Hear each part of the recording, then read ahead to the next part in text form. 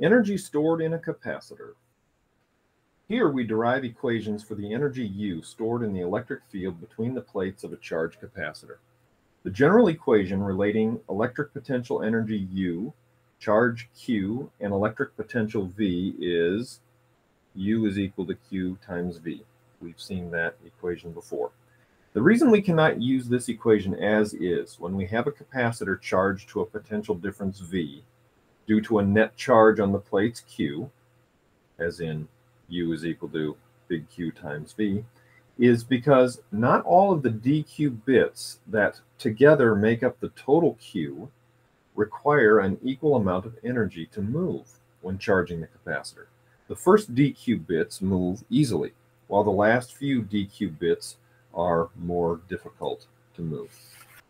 Start by writing U equals QV to represent the tiny energy dU required to move a tiny dQ bit. The tiny amount of energy required to move a tiny dQ bit looks like that right there. And now we're going to employ the definition of capacitance as it applies to each unique dQ bit. We are going to derive an equation for the total energy U stored in this capacitor.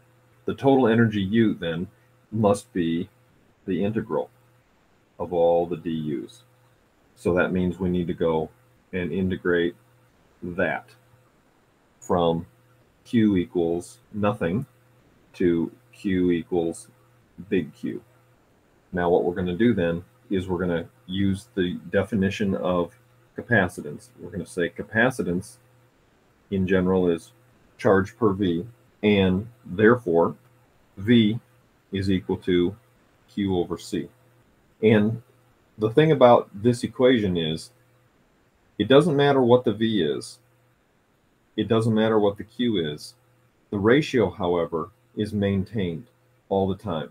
However much Q, that's going to affect proportionately the amount of potential between the plates. If you have a lot of Q, then you have a big potential between the plates. If you have a little Q, then you have a little bit of potential between the plates. So that ratio is maintained no matter how much Q we have on the plates. What I'm going to do now is I'm going to take this V is equal to Q over C, and I'm going to plug that in for that V right there.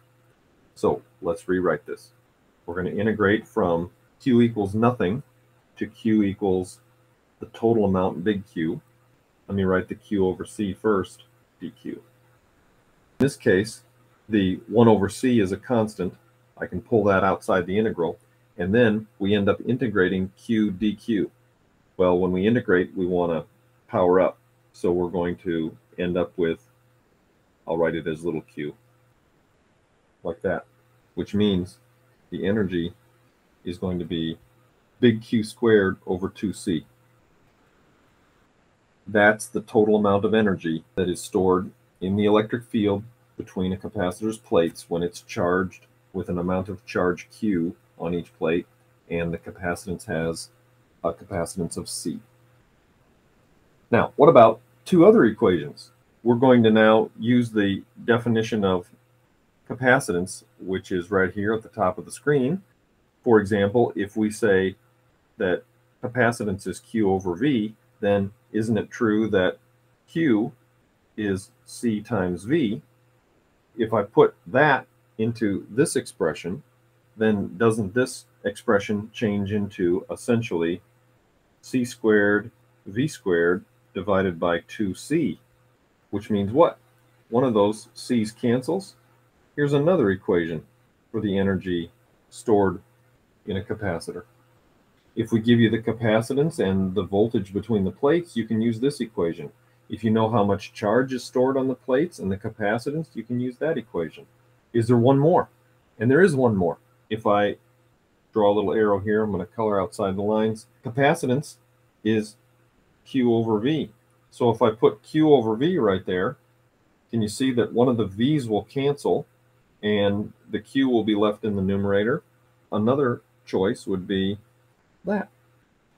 If you know the charge on the plates and you know the voltage between the plates, you could use that equation. So any of those three will give you the total potential energy stored in the electric field between a capacitor's plates.